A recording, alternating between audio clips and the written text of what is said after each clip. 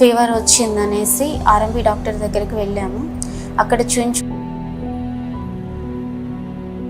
అంటే ఊహించలేదు ఇలా క్యాన్సర్ నిర్ధారణ అవుతుందని. వ్యాధి దీర్ఘకాలిక వ్యాధి కింద పడిపోయిందమ్మా, ఇంకా ఇంతే అనేసి అన్నారు.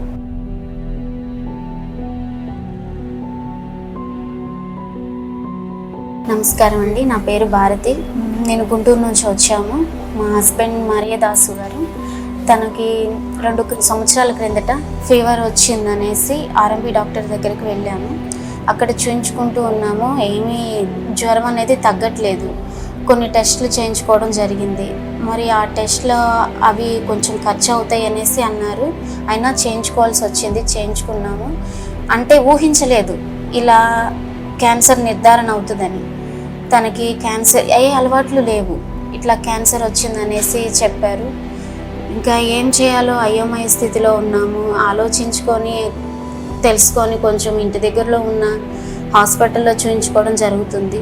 అక్కడ అనేది ట్రీట్మెంట్ వచ్చేసి కీమోథెరపీ, రేడియోథెరపీ చేయించుకున్నప్పుడు ఆంకాలజీ డాక్టర్ కానీ అనేక మార్లు ప్రశ్నించడం జరిగింది.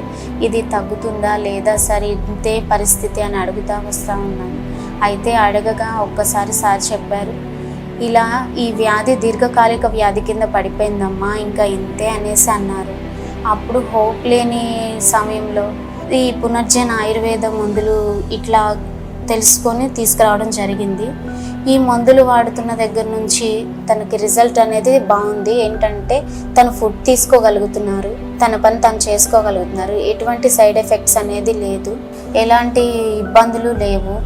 చాలా వరకు తను మునుపటి మనిషిని చూచినట్లే ఇప్పుడు కూడా తనని చూడగలుగుతున్నాము. ఏదంటే క్యాన్సర్ రాకముందు ఎలా ఉన్నారో ఆ రీతిగా తనని చూడగలుగుతున్నాము.